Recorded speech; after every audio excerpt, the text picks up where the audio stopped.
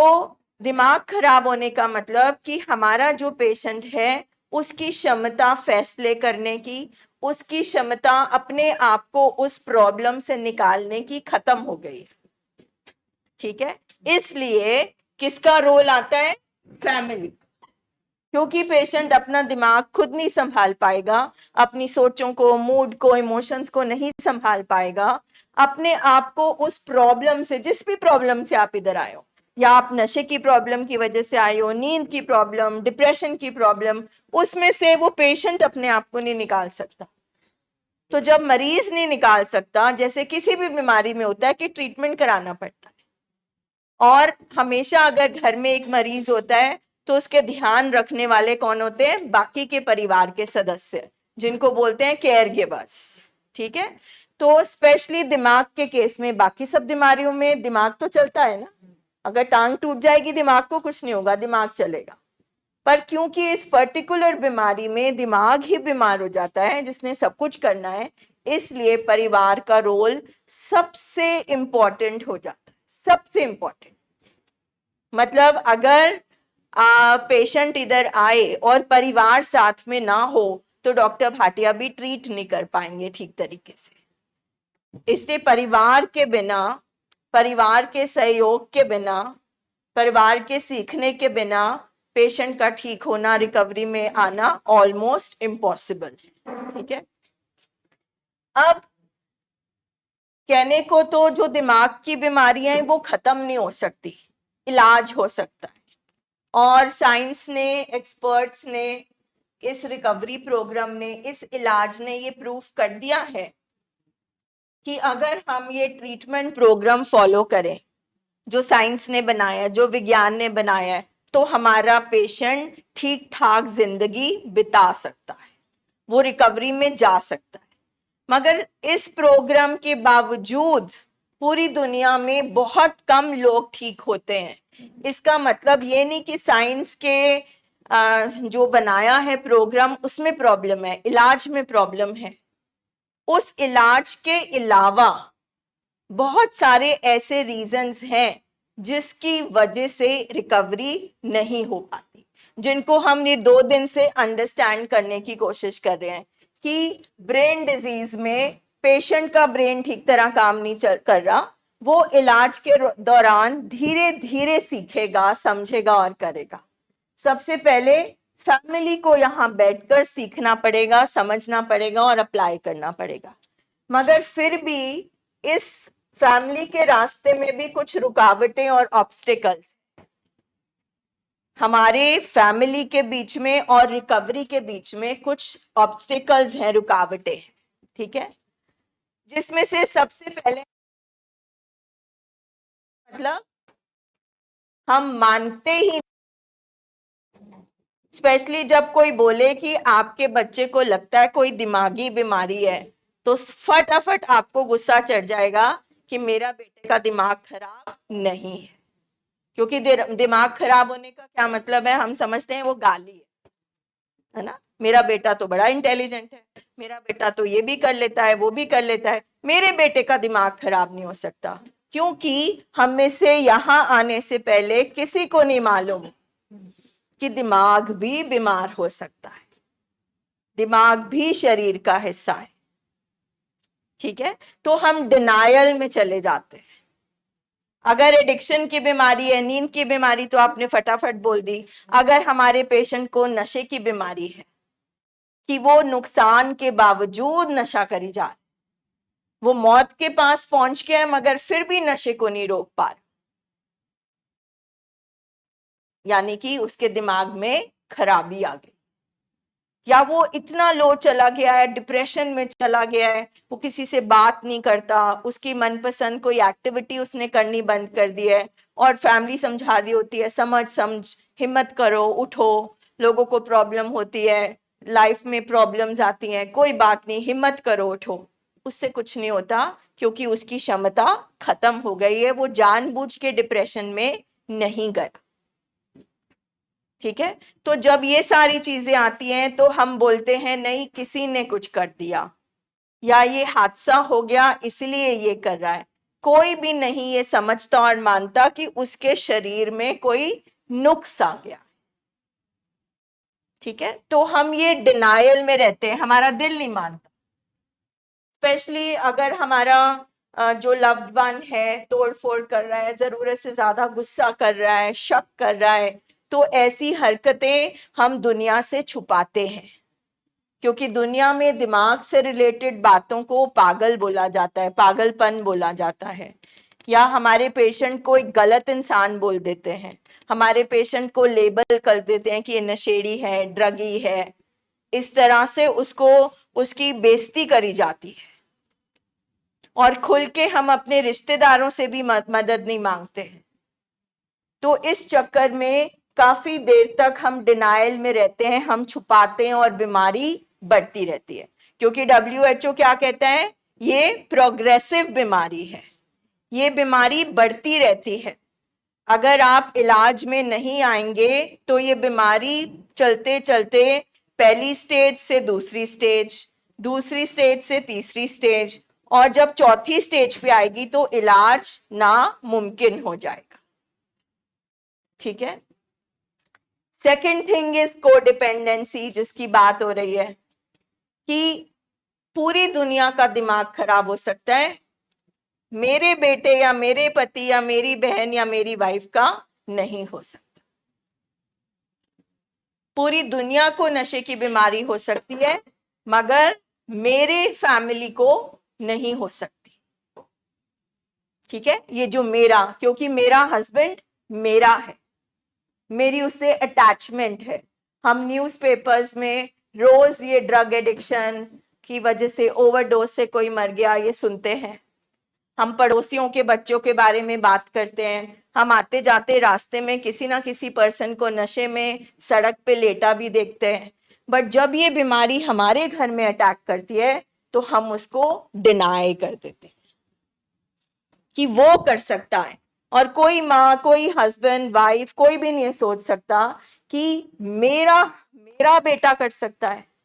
सो ये जो मेरा शब्द है, ये जो अटैचमेंट है, ये जो मोह है, ये जो लगाव है, ये प्यार नहीं है, क्योंकि उसमें मेरा शब्द आ गया। अब इसमें अगर मेरा पर्सन करेगा तो मुझे शर्म आएगी, मुझे दुख होगा, मुझे पेन होगा। ठीक है, सो उससे पैदा होती है कोडिपेंडेंसी। ये एक ऐसी बीमारी है, जब ये घर में घुसती है तो ये पूरी फैमिली को बीमार कर देती है। उदाहरण के तौर पे, आप यहाँ पे आए हैं कि आपके बेटे को नींद नहीं आती। ठीक है, जब ये नहीं सोता तो आप सोते हैं।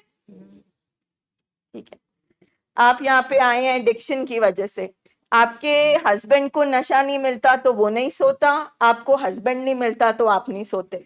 ठीक है, आपके हस्बैंड को डर है कि कैसे अरेंज करूंगा कल नशा, आपको डर है कि मैं अपने हस्बैंड को कैसे घर पे वापस बुलाऊंगी।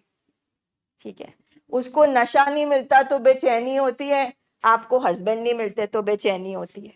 यानी कि हमारा पेशेंट है डिपेंडेंट और हम हैं को डिपेंडेंट।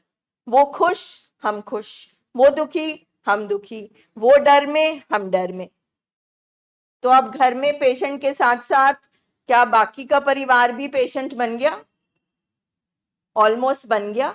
तो ये पहली चीज यहां पर सिखाई जाती है कि अपने रिश्ते को और मरीज को अलग करो, सेपरेट इट, सेपरेट इट। ठीक है, you have to separate, you have to detach patient from your रिश्तेदार, लव्ड वन। क्योंकि अगर रिश्ता देखोगे, if you will see your loved one, तो वो मेरा आ जाएगा, दिल नहीं मानेगा, इमोशंस आ जाएंगे, पार्शियलिटी हो जाएगी, आप छुपाओगे दुनिया से। अगर दुनिया आके कोई भी, दुनिया में कोई भी आकर आपको कहेगा कि तुम्हारा बच्चा गलत हो गया है, उसको मैंने नशा करते देखा, तो सबसे पहले दिल से क्या निकलेगा? नो। पता भी हो तो हम मानेंगे नहीं। ठीक है, सो दूसरी चीज है कोडिपेंडेंट।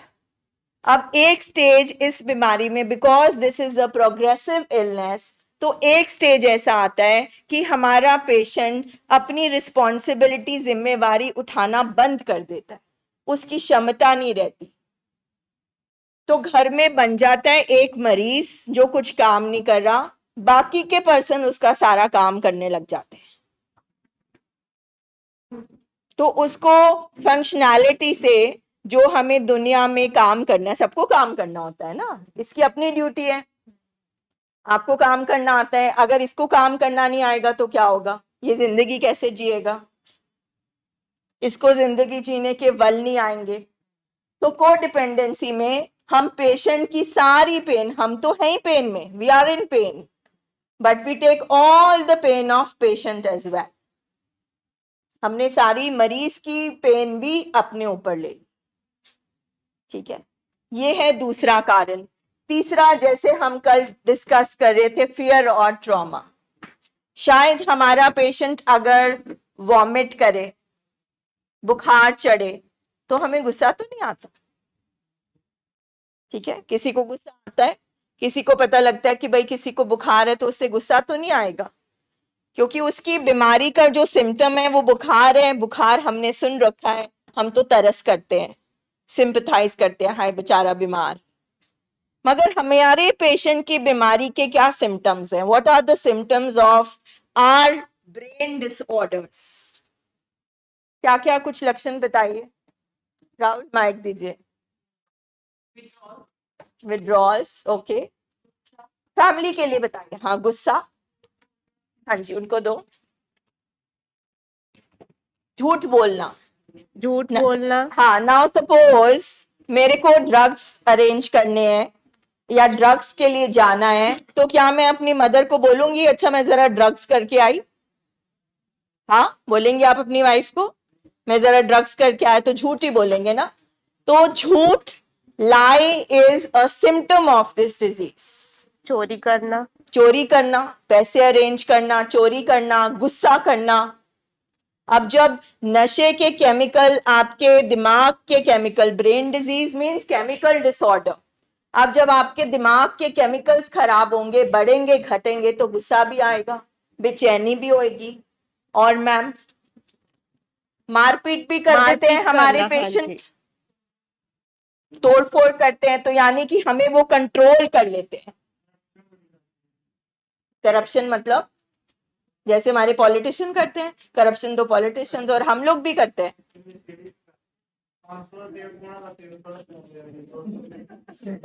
अच्छा, और हम जो ब्लैक में टिकट्स खरीदते हैं मूवी देखने के लिए, हम जो झूठ बोलते हैं। ठीक है, तो देखो हमारे जो एडिक्ट्स हैं, पेशेंट हैं, वो बहुत बदनाम है। अदरवाइज नशा तो पावर का भी है, पॉलिटिक्स का भी है, सत्ता का भी है, नशा तो पैसे का भी है। अब एक पर्सन जिसको मनी एडिक्शन है, सुबह से लेकर रात तक बस वो पैसे कमाने में लगा है। ठीक है, उसको भी नहीं पता उसकी बीवी कहाँ है, बच्चे कहाँ हैं, कौन सी क्लास में पढ़ रहा है। अब जो एक एडिक्ट है वो भी मानो पूरा दिन अपने कमरे में शराब पी रहा है, तो बात तो एक ही हुई। अब बिकॉज नशा बदनाम है, इसलिए जो बाकी की एडिक्शंस हैं उनको, उनकी रेपुटेशन थोड़ी बेटर है, क्योंकि पैसा सबको चाहिए। तो अगर आप कोठियां बना रहे हो, गाड़ियां खरीद रहे हो, अपने बच्चों को मेटीरियलिस्टिक चीजें प्रोवाइड कर रहे हो, तो आपका वो नशा छुप जाता है। अगर आप पावर में हो, पॉलिटिशियन हो, आपका नशा छुप जाता है। एक सोशल वर्कर्स भी कई ऐसे होते हैं, कई, मैं नहीं कह रही सारे, कि वो पूरा दिन सेवा करते हैं समाज की, बट अपने घर का कुछ नहीं पता। एडिक्शन तो वो भी है, क्योंकि एडिक्शन का मतलब डिपेंडेंस, एडिक्शन का मतलब हम एक ही चीज पर निर्भर हो गए हैं, चाहे वो रिश्ता है, सेक्स है, शॉपिंग है, मनी है, अल्कोहल है, ड्रग्स है, कुछ भी है। अब आपका दिमाग में पूरा दिन उसी चीज की सोच चल रही है।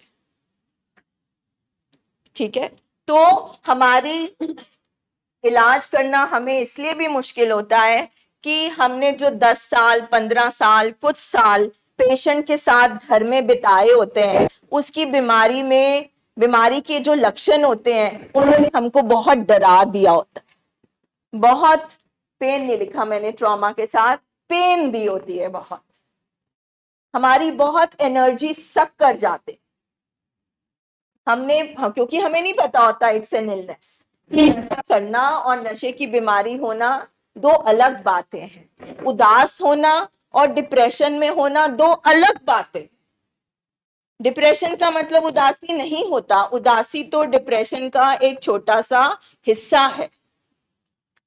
बेचैनी होना और एंजाइटी डिसऑर्डर होना दो अलग चीजें हैं। बड़ी आसानी से हम देखते हैं, लोग ऐसे ही बोल देते हैं जी मैं डिप्रेशन में हूं। अगर आप डिप्रेशन के पेशेंट को देख लो तो आप हाथ जोड़ लोगे कि कभी हमें डिप्रेशन ना हो। बड़े आराम से हम न्यूज भी सुनते हैं, सब कहते हैं कि वो तो साइकोटिक है। भगवान ना करे कि उनके घर में कोई साइकोटिक पेशेंट आ जाए। सो हम बड़ा कैजुअली ऐसी टर्मिनोलॉजी यूज करते हैं अपने डे टू डे लैंग्वेज में, मगर हमें उनका मतलब नहीं पता। ठीक है, तो इस बीमारी ने इतना फियर ट्रॉमा दिया होता है, क्योंकि हमें समझ नहीं आती कि ये अच्छा भला पर्सन है, इसको क्या हो गया। ये तो चुप रहता था, बड़ा ही बोल रहा है, इसको तो नींद ही नहीं आ रही। अब जिसको कैनबीज इंड्यूस साइकोसिस हुआ है, वीड का जो नशा कर रहे हैं, जिसको हमारी सोसाइटी में हमारी क्या ऑल ओवर द वर्ल्ड काफी जगह वो लीगल है। ठीक है, मगर कई लोगों का शरीर वीड के लिए नहीं बना। लीगल तो मिठाई भी है मगर डायबिटीज के लिए नहीं है। लीगल तो बहुत सारी और चीजें हैं, मिठाई भी है मगर डायबिटीज के लिए नहीं है। वीट है मगर जिसको वीट से एलर्जी है उसके लिए नहीं है। तो भांग एक ऐसा ड्रग है जो बाकी सारे ड्रग से एक तरीके से डिफरेंट है कि शराब और ड्रग्स पहले आपके दिमाग को, ब्रेन को अटैक करते हैं, फिर माइंड पे अफेक्ट करते हैं। वीड, मारिजुआना, भांग, कैनबीज, पॉट, ये सब एक ऐसा सब्सटेंस है जिसको बोलते हैं माइंड बेंडर, जो मत को पूरा मोड़ देता है कि आप सच्चाई से कट जाते हो। तो ये सारी जो चीजें हैं, ये हमारे घर में जब आती हैं तो वीड जैसी चीज एक ऐसे इंसान के, हमारे अंदर भी शायद अगर चली जाए तो वो ऐसी ऐसी चीजें करेगा कि आपको पता नहीं चलेगा ये हो क्या रहा है। उसके अंदर इतनी एनर्जी आ गई कि हो सकता है वो 6-7 दिन सोए ना। ठीक है, सो ये सारी चीजें जब हम अपने घर में देखते हैं कि ये तोड़फोड़ कैसे कर रहा है, ये अपनी माँ पे कैसे हाथ उठा सकता है, ये वाइफ के साथ ऐसे कैसे कर सकता है, इसको बच्चे क्यों नहीं नजर आ रहे। तो इतना हमने ट्रॉमा देखा होता है कि जब हम हॉस्पिटल में पहुंचते हैं, क्योंकि हम बात क्या कर रहे हैं आज कि इस बीमारी के ट्रीटमेंट में क्या रुकावटें हैं फैमिली की तरफ से। बीमारी तो है ही कॉम्प्लेक्स, बीमारी तो है ही कनिंग, बीमारी है कॉम्प्लिकेटेड, मगर उसको हम और ज्यादा पेचीदा और मुश्किल कैसे बना देते। तो यहां जब हम आते हैं, थके होते हैं, एग्जॉस्टेड, टोटली टायर्ड, होपलेस, क्योंकि किसी ने पूजा पाठ किया होता है, किसी ने वो दवाइयां मिक्स करके दी होती हैं, किसी ने आयुर्वेदिक, किसी ने होम्योपैथिक, किसी ने लड़ाइयां करी होती हैं, किसी ने शादियां करी होती हैं, इतना कुछ करके देखा होता है हमने, समझा के, सबसे ज्यादा समझाया होता है, कस्में दी होती हैं, तू अपने बच्चों को देख, तू अपनी बीवी को देख, तू इसको देख, तू उसको देख। हमारा पेशेंट पागल नहीं है, वो देख सकता है, बस वो रुक नहीं सकता क्योंकि उसकी ब्रेक फेल। तो जब हम यहाँ पहुंचते हैं तो फियर और ट्रॉमा इतना देखा होता है कि सबसे इंपॉर्टेंट चीज आपने अब समझनी है, जब आप जो स्पेशली जो न्यू फैमिलीज हैं जो अपने पेशेंट को लेकर आई हैं, उनको दिमागी बीमारी है। जो नशे वाले पेशेंट्स हैं उनको तोड़ बचेगी, क्योंकि जब उनको तलब होगी, जब उनको क्रेविंग होगी, उनके शरीर में विड्रॉल्स आएंगे। ठीक है, और वो विड्रॉल्स जो होंगे वो इतने पेनफुल होते हैं, दर्दनाक होते हैं, उसमें कई बार हमारे पेशेंट सोते नहीं, कई बार हमारा पेशेंट अग्रेसिव हो जाते हैं, तोड़फोड़ करते हैं। तो वो वही बातें फैमिली को फिर याद आ जाती हैं कि घर में तो सो रहा था, भाई घर में सो नहीं रहा था, घर में वो नशे में बेहोश था। ठीक है, तो ये ऐसा क्यों कर रहा है, ये वैसा क्यों, फिर से वही सीन फैमिली को याद आना शुरू हो जाते हैं। ठीक है, फिर से फैमिली का भी जानवर दिमाग चलने लग जाता है। ठीक है, और ये जो फियर होता है, ये जो फियर होता है, ये जानवर दिमाग, ये जो हमारा पीछे वाला दिमाग है, लिम्बिक सिस्टम, चिंप ब्रेन जिसको कहते हैं, फियर यहां होता है। फियर, इनसिक्योरिटी, डर, शक, बेचैनी सब इधर होता है। तो ये जो प्रीफ्रंटल कॉर्टेक्स है, जो मत है, जो इंसानी दिमाग है, इसने चलना बहुत देर से बंद कर दिया होता है। पेशेंट का तो बंद ही हुआ होता है, ये फैमिली का भी बंद हो जाता है, क्योंकि फैमिली भी इधर से ऑपरेट करने लग जाती है। इमरजेंसी 24 घंटे इमरजेंसी बटन ऑन हो जाता है फैमिली का। अब क्या होगा, फोन आ गया, कहाँ होगा पेशेंट, ये हो ना हो जाए, वो ना हो जाए, ओवरडोज ना हो जाए, किसी को मार ना दे, एक्सीडेंट ना कर दे। तो ये क्या, ये सारे जो ख्यालात हैं फैमिली के दिमाग में होते हैं, तो हाथ खड़ा करिए। ठीक है, इसी को साइंस बोलते हैं कि डिजीज हम सबका सेम है, नशा और नो नशा। दिमाग खराब मीन्स हमारा पेशेंट कुछ भी कर सकता है, एक्सीडेंट कर सकता है, सुसाइड कर सकता है, मर्डर कर सकता है, सेल्फ हार्म कर सकता है, चीजें तोड़ फोड़ सकता है, अपनी जिंदगी से कटकर बैठ सकता है। ठीक है, तो अब ये वाली चीज हमने समझनी है कि ना सिर्फ पेशेंट का, फैमिली का भी जानवर दिमाग चल रहा है। आ गए वो हॉस्पिटल लेकर, मगर साथ साथ में हर 2 मिनट में पूछ रहे हैं क्या ये ठीक हो जाएगा, क्या आप गारंटी देते हैं, क्या सब ठीक हो जाएगा। और साथ साथ में फैमिली को हम जब डेटा इंटरवेंशन दिखाते हैं तो बहुत नफरत है, प्यार है, लेकर भी आए हो, मगर ये सारी चीजें जो आपने देखी हैं उससे हम अपने पेशेंट को नफरत भी करते हैं। सो प्यार भी है, नफरत भी है, गुस्सा भी है, खुंदक भी है, रिजेंटमेंट भी है। सो कई बार हम ये सारी चीजें नहीं संभाल पाते और हम दिल छोड़ देते हैं, गिव अप कर देते हैं, हमारा भी दिमाग ब्लॉक हो जाता है, हम भी यहाँ पे नहीं आते। ठीक है, क्योंकि हम थके होते हैं। सबसे पहले जानवर दिमाग से ह्यूमन ब्रेन में फैमिली ने आना है।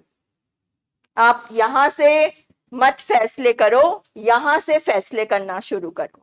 तो हमारा फियर आ गया, ट्रॉमा आ गया, पेन आ गया। कई बार हम समझौता कर लें, 20 साल हो गए, 15 साल हो गए, बहुत समझाया, बहुत किया, चलो अब देखा जाएगा जो होएगी, गिव अप, उसमें तो कोई भी कुछ नहीं कर सकता। ठीक है, then terminal uniqueness of family. जिस तरह से हमारा पेशेंट कहता है ना, पूरी दुनिया एडिक्शन में जो है, जो भी है, उनको इलाज की जरूरत है, मैं खुद करके दिखाऊंगा, I will do it my self, I am different. सारे नहीं छोड़ पाए, मैं कर पाऊंगा। सारों को डिटॉक्स की जरूरत है, आई डोंट नीड इट। सारों को रिहैबिलिटेशन की जरूरत है, आई डोंट नीड इट। ठीक है, वो दवाइयों की जरूरत है, मैं दवाइयों के बिना करके दिखाऊंगा, आई एम डिफरेंट। जो पेशेंट की बीमारी का रूट भी है और फैमिली की भी। हस्बैंड की बीवियां नहीं कर पाई, मैं अनोखी बीवी हूं, I do it, I am very intelligent, मैं सारा कुछ सीख चुकी हूं, now I can do the operation my self. मतलब इसका मतलब ये हुआ कि आप कैंसर के डॉक्टर के पास गए, उसने आपको सारी चीजें समझाई, ऐसा होता है, ऐसा होता है, ऐसा ऑपरेशन करते हैं, तो आप कैंसर ऑन्कोलॉजिस्ट को बोलो ओके बाय, अब हम घर में ऑपरेशन कर लेंगे। Terminal uniqueness. ठीक है, अगेन वो वर्ड मेरा आ जाता है। देन अनट्रीटेड कैरेक्टर फ्लॉज जो हम फैमिली के होते हैं। अब इस बीमारी में क्या होता है कि क्योंकि हम मानते नहीं, जैसे कर बोल रहे थे, तो जब फैमिली को पहली बार पता चलता है तो फैमिली ग्रीफ में चली जाती है, दर्द। आपके घर कोई आया और उसने बोला कि फलाना फलाना जगह पर आपके बेटे को मैंने तोड़फोड़ करते देखा, आपके बेटे को मैंने एक्सीडेंट करते देखा, आपके बेटे को मैंने नशा करते देखा। तो सबसे पहले जो परिवार वाले हैं उनका दिल मानेगा, हाँ जी, दसो दिल मानेगा? नहीं मानेगा। हमारे घर में जो सबसे बड़ा जिसका चीज का ग्रीफ होता है, अगर किसी की डेथ हो जाए तो दिल एकदम मानता है? नो, ऐसा नहीं हो सकता। तो ये ना सिर्फ इस बीमारी में बट हर जगह ये जो डिनायल है, सबसे पहले डिनायल आता है मैं नहीं मानती। जब मैंने ये महसूस करना शुरू करा कि मेरा बेटा ड्रग्स ले रहा है, कैनबीज ले रहा है, ठीक है, और मेरे को ऑलमोस्ट 99% विश्वास हो गया था, पर अंदर से वो मदर बोल रही थी no no, I hope this is not true. जब एक टाइम के बाद मेरे को पता लगा कि वाकई my husband is in alcoholism, I said no no no no. मेरे हस्बैंड इंटेलिजेंट हैं, एजुकेटेड हैं, वो जब चाय छोड़ सकते। So I was in denial. उसके बाद अगर बीमारी आ गई है, I just finish this and coming, अगर बीमारी आ गई है और सच है तो एक दिन तो सच्चाई पूरी सामने आएगी and you have to accept it. तो उसके बाद क्या होगा? गुस्सा, एंगर। मेरे साथ क्यों? What did I do? ये मेरे हस्बैंड ने, मेरे बच्चे ने, मेरे फैमिली मेंबर ने मेरे साथ इनजस्टिस करी। Why? How could he do such a thing? How dare he? गुस्सा आता है ना, क्योंकि अंदर शेम है, गुस्सा आ रहा है, लोग क्या कहेंगे। तो उसके बाद आता है एंगर। ठीक है, अब एंगर आया, मान लीजिए मुझे पता चला, तो when I didn't know about this illness की एडिक्शन एक बीमारी है, अब मैं घर में हूं और मेरे हस्बैंड ड्रिंक कर रहे हैं, ठीक है, तो अब मैंने over pampering, over loving attitude में ले आई। इवन मैं कई बार पेग्स बना बना के भी अपने हस्बैंड को देती थी, उनकी बातें मानती थी, ओवर स्वीट हो जाना, उनकी डिमांड्स पूरी करना, उनको खुश करना, उनको प्लीज करना, उनके काम करना कि शायद वो मेरी बात मान जाए, समझाना। तो सबसे पहले फैमिली इनेबलिंग करती है। अब इसके बाद स्टेज आती है बार्गेनिंग की। बार्गेनिंग, चल तेरा वीजा लगा देते हैं, कनाडा भेज देते हैं, चल तुझे बिजनेस खोल देते हैं, चल तेरे को गाड़ी दे देते हैं, चल तेरा ये बातें मानने लग जाते हैं। इसको कहते हैं इनेबलिंग करना। बीमारी है, ट्रीटमेंट नहीं कराया, मगर बीमारी ठीक करने के लिए गाड़ी खरीदी, ठीक है। सो हम बार्गेनिंग पे आते हैं। उसके बाद बार्गेनिंग में क्या होता है कि इनेबल करते करते हम थक जाते हैं, इंसान है। एक दिन समझाया, 2 दिन, 1 साल हो गया, 2 साल हो गया, 3 साल हो गया, अब मेरे केमिकल्स भी हिल गए। तो उसके बाद मैं क्या करूंगी? मैं प्रोवोकिंग कर, मैं रिएक्ट करूंगी, ब्लेम करूंगी, तुमने मेरी लाइफ खराब कर दी, ये क्या कर दिया, you are this, you are that. अब मेरा भी जानवर दिमाग ही काम करेगा। अब मैंने देखा थोड़ी देर बाद, इनेबलिंग करी तब भी कुछ नहीं हुआ, समझाया तब भी कुछ नहीं हुआ, इतनी सेवा करी तब भी कुछ नहीं हुआ, इतना कुछ सुनाया तब भी कुछ नहीं हुआ, डिवोर्स की धमकी दे दी, छोड़ने की धमकी दे दी, फिर भी कुछ नहीं हुआ। तो उसके बाद मैं जाऊंगी डिप्रेशन में। अब डिप्रेशन एक बहुत इंपॉर्टेंट स्टेज है, जिससे हमें पता चलेगा सबसे ज्यादा ट्रीटमेंट क्यों नहीं हो पाता। अगर तुम्हें डिप्रेशन में मतलब कि अब कुछ नहीं हो सकता, पता नहीं क्या होगा मेरी जिंदगी का, अब सब खत्म है, अब कुछ भी नहीं हो सकता, तो अब डिप्रेशन के बाद 2 रास्ते हैं हमारे पास। या तो मैं वापस डिनायल में जाऊं, मैं नहीं मानती, नहीं नहीं ठीक हो जाएगा, नहीं नहीं कोई बात नहीं, एक बार और करके देखते, तो फिर मैं यहीं घूमती रह जाऊंगी। अगर मैंने बोला कि नहीं अब ये बीमारी है, आई नीड हेल्प, और मैंने एक्सेप्ट कर लिया, एक्सेप्टेंस में मैं आ गई, yes it is a disease, it is a disease of brain disorder, तो मैं कहां जाऊंगी? मैं रिकवरी की तरफ जाऊंगी। ये हमारा ग्रीफ साइकिल है दुनिया में, हर जगह, ना सिर्फ एडिक्शन की बीमारी में। मैंने एक्सेप्ट कर लिया, तो बहुत सारी फैमिलीज दुनिया में यही घूमती रहती हैं, कभी गुस्सा, कभी बार्गेनिंग, फिर डिनायल, फिर यहाँ पे फिर डिनायल। जो यहाँ पे एक्सेप्ट कर लेते हैं वो लोग रिकवरी में जाते हैं। बट रिकवरी का रास्ता भी आसान नहीं है, उसमें ये सब कुछ फिर आ जाता है, क्योंकि हम इंसान हैं।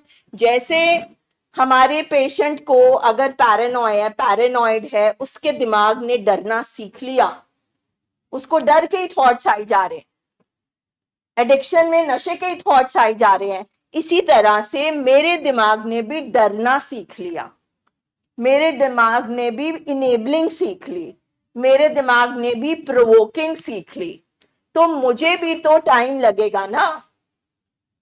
तो जब पेशेंट को विड्रॉल आते हैं तो फैमिली को भी विड्रॉल आ रहे होते हैं, फैमिली भी ऐसे ऊपर नीचे जा रही होती है। तो इस चक्कर में अगर हम ये ट्रेनिंग प्रोग्राम नहीं होते आमतौर हॉस्पिटल में। हर कोई जब एडिक्शन की स्पेशली बात करता है तो ग्लैमर देखता है, मूवीज बनाते हैं, बेइज्जती करते हैं, स्टिग्मा की बात करते हैं, बट रिकवरी नहीं करता। और किसी को नहीं पता कि नशा करना और नशे की बीमारी होना आर टू डिफरेंट थिंग्स। कोई नहीं ऐसी बात करता। तो ये साइको एजुकेशन क्लासेस बहुत इंपॉर्टेंट है, क्योंकि आपका पेशेंट आइडेंटिफाइड पेशेंट है, उसका ब्रेन कॉम्प्रोमाइज्ड है, आपको अपना ब्रेन यूज करना पड़ेगा। उसके लिए आपको पहले ये मानना पड़ेगा कि वो बीमार है, मैं बीमार नहीं हूं, मैं परेशान हूं, मैं ट्रॉमेटाइज्ड हूं, मैं को डिपेंडेंट हूं, मैं अटैच्ड हूं, मगर मैं मरीज नहीं हूं। और मेरा मरीज अपना दिमाग इस्तेमाल नहीं कर सकता। हाँ, वो अच्छा है, मैं उससे प्यार करती हूँ, वो इंटेलिजेंट है, हो सकता है उसने बहुत डिग्रीज ली हैं, वो जज है, वो टीचर है, वो इंडस्ट्रियलिस्ट है, उसने बहुत एग्जाम क्लियर करे, मगर उसको ब्रेन डिसऑर्डर है। क्योंकि आप उसकी अच्छाई के लिए नहीं बैठे, आप उसकी बीमारी के लिए यहां बैठे। तो अगर मैं या ये एक्सेप्ट करूंगी और ट्रेनिंग सेशन, ये क्यों? क्योंकि ये प्राइमरी इलनेस है, इसकी कंडीशन हमारे पेशेंट के अंदर ही थी वो जब पैदा हुआ। जिस दिन पहली बार उसके अंदर सब्सटेंस गया, ड्रग्स गए, कुछ भी गया, तब से ही रिएक्शन शुरू हो गया। ये क्रॉनिक इलनेस है, लाइक कैंसर, हाइपरटेंशन, ये प्रोग्रेसिव है, ये बढ़ती रहती है, ये फेटल है, जानलेवा है इफ अनट्रीटेड। तो हमारे घर में एक ब्रेन डिसऑर्डर का पेशेंट है जिसका कोई क्योर नहीं है, इलाज पूरा है। और इलाज क्या है? मेडिसिन प्लस ट्रेनिंग, जिसमें ना सिर्फ पेशेंट को, कई कई फैमिली के मेंबर्स भी डिप्रेशन में चले जाते हैं, उनको दवाई खानी पड़ती है और खानी चाहिए। क्योंकि अगर मैं बीमार हो जाऊंगी, मैं डिप्रेशन में चली जाऊंगी, I can not take care of my patient.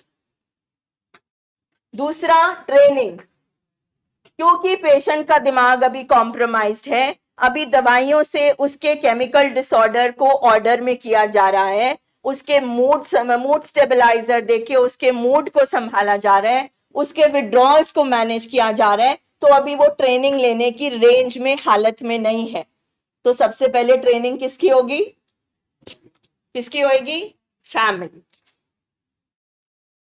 और क्योंकि फैमिली भी बीमार है, फैमिली ने मार खाई हुई है, फैमिली के अंदर शेम है, फैमिली बहुत चीजों से गुजरी है, तो फैमिली के अंदर भी जख्म है, पेन है।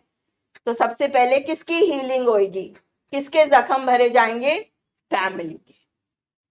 फैमिली को कुछ नहीं पता ये बीमारी होती है, इनेबलिंग करी होती है, प्रोवोकिंग करी होती है, पेशेंट से कैसे बात करनी है, या फैमिली साइलेंट हो जाती है या फैमिली वायलेंट हो जाती है। तो फैमिली को स्किल सीखनी पड़ती है, पेशेंट से कैसे बात करनी है, टफ लव क्या होता है, असर्टिव होना क्या होता है। तो सबसे पहले ट्रेनिंग फैमिली की होगी। और अगर हमारे घर में ब्रेन डिसऑर्डर का पेशेंट है, ठीक है, और जिसका इलाज एक प्रोसेस है, ये दिन महीनों में नहीं हो सकता, ये प्रोसेस है, इसमें स्टेजेस हैं, तो हर स्टेज को यहां बैठ के सीखना पड़ेगा कि कब पेशेंट का हाथ पकड़ के चलना है और कब पेशेंट का हाथ छोड़ना है। कब उसको जिम्मेवारी देनी है, कब उसकी जिम्मेवारी खुद निभानी है। पहले मान लीजिए मेरा हाथ टूटा, मेरे को प्लास्टर लगा है या कुछ भी है, तो मेरी फैमिली मुझे फीड कर रही है। अब जब मेरी हड्डी जुड़ जाएगी, मेरा प्लास्टर खुल जाएगा, फिजियोथेरेपी हो जाएगी, जब मैं हाथ चलाने लग जाऊंगी, तब भी थोड़ी ना मैं खाती रहूंगी। सो ये एक प्रोसेस है, and every stage we have to learn. ठीक है, तो इसलिए ये जरूरी है। और ये सारी चीजें, जब तक ये ऑब्स्टिकल्स, वो रेस होती है ना जिसमें आपको ऑब्स्टिकल्स पार करने पड़ते हैं, जब तक ये फैमिली पार नहीं करेगी, पेशेंट रिकवरी में नहीं आएगा।